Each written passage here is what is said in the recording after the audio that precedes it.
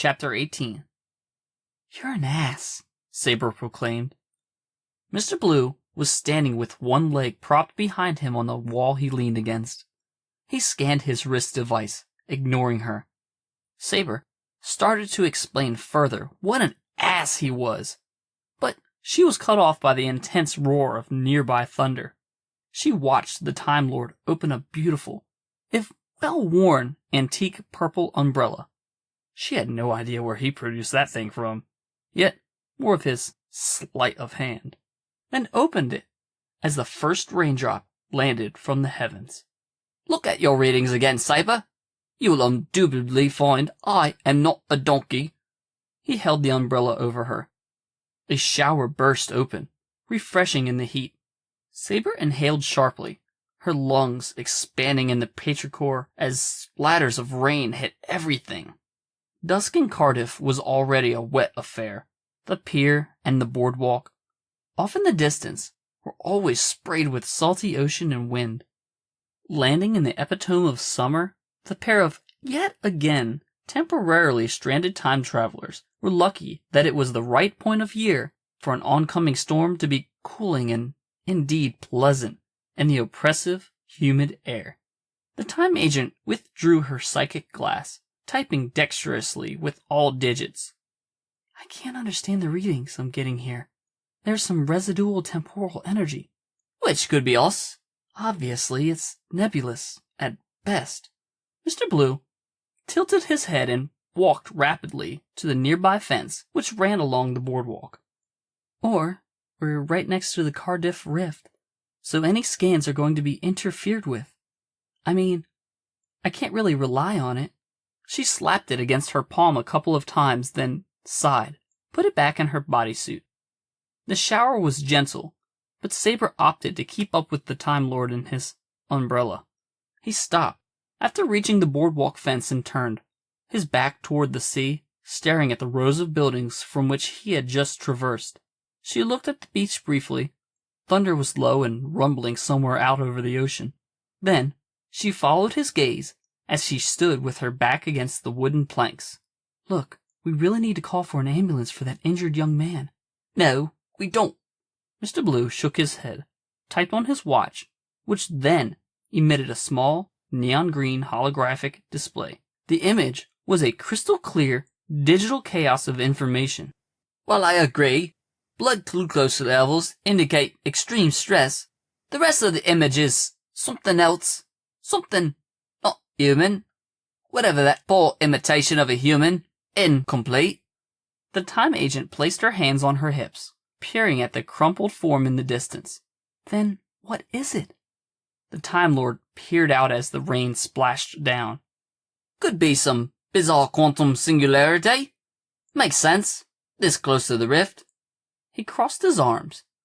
"But I may as well call it a spatio-temporal hyper-echo, because I don't prefer to call it a magical alien ghost."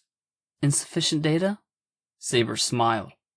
They stood silently for a few minutes, with the thunderstorm rolling in, a promise to break the oppressive humidity. The Cardiff evening was sparsely littered with people, to say the least. The pier and the boardwalk were only populated by the occasional local. Only twice did anyone ever go by the injured being, and during those 2 times, it was simply passed by, not unnoticed, not ignored, unseen. The pair then witnessed the bloodied, broken being die from a distance, as Mr. Blue's watch emulated the sound of a flatline.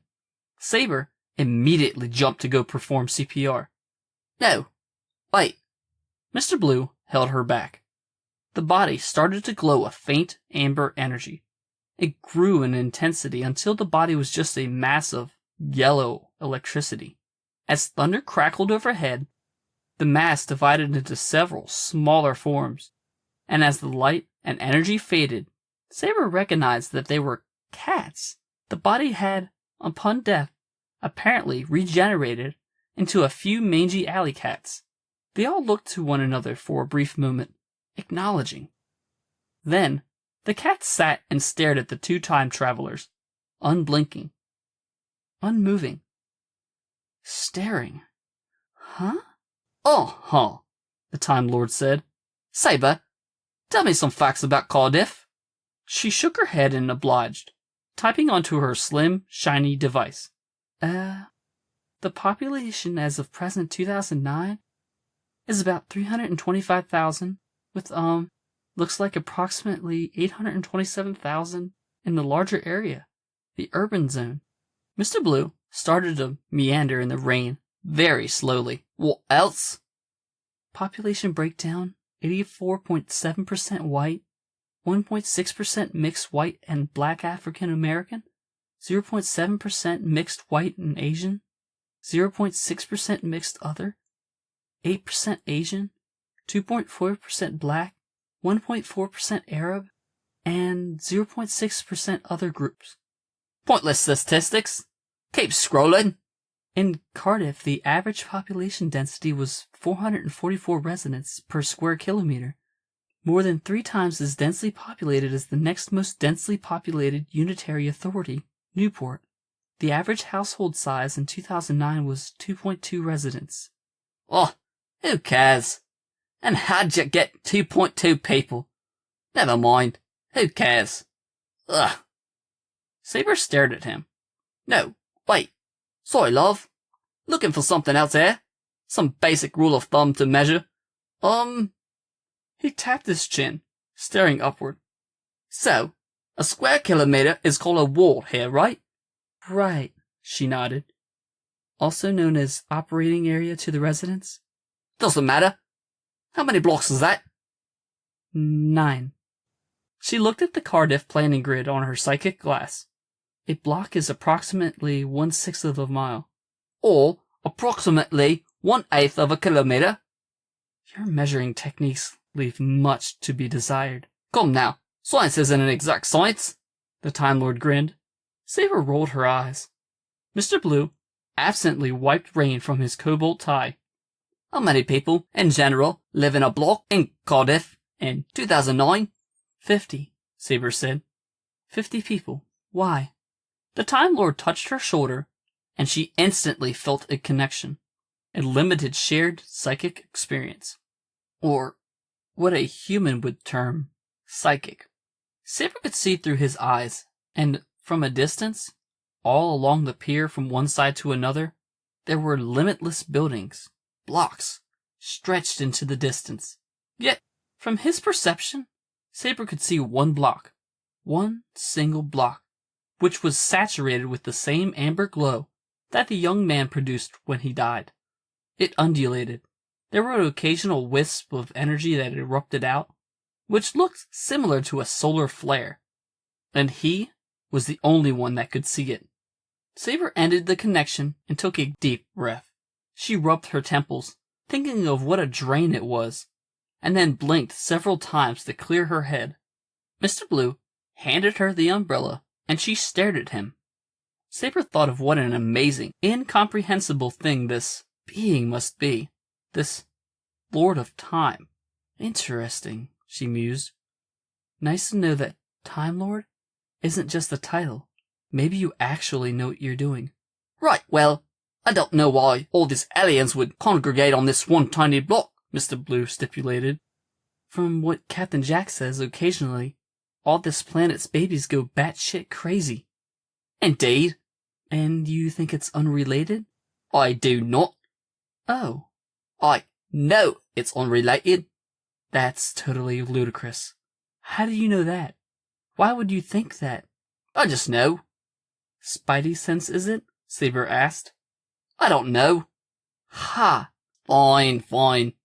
It's a Time Lord, redundancy sensory, and empathetic resonance and remembrance capability.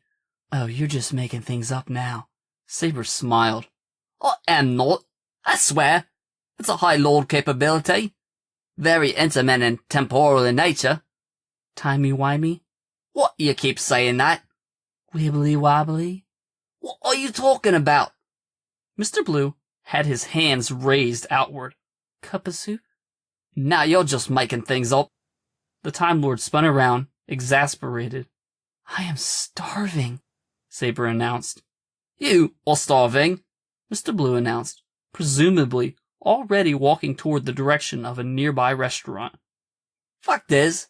What is happening with the children on this planet is something that I cannot participate in, or even help. Why is that? Saber matched his stride. It's fixed. He looked at her through the rain.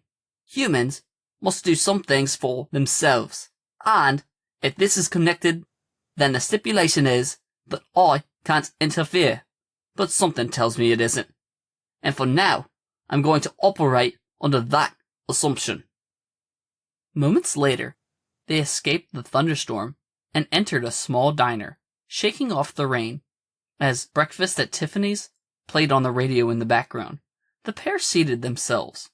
Mr. Blue immediately and intently started staring out the window. Saber wondered if he was about to make the small chirping sounds that kittens do when they see a bird. A waitress, fairly attractive, approached. Hello, dears. Quite the wet one we got today, eh? What'll it be then? Tea to take off the chill? Coffee. Black, Saber said. An 8-egg pepper jack and chive omelet. Blueberry muffin, with a side of butter. The waitress nodded, scribbling. Miss America knows what she likes. For you, Rockstar. Chips. And a newspaper. The Time Lord absently muttered, his breath fogging the window due to the closeness of his face. Alrighty then. I'm Jan Sparrow. Be back in a jiff, dearie. She started to leave. Wait. Mr. Blue suddenly gave her all his attention. Anything strange or untoward happening around here recently? The waitress placed her pad in her apron. You mean besides all the children on the planet, randomly pointing and chanting in unison?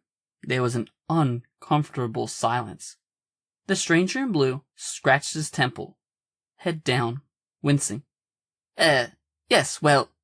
Yes, besides that. Normal, regular, everyday thing. Jen Sparrow nodded in sarcasm.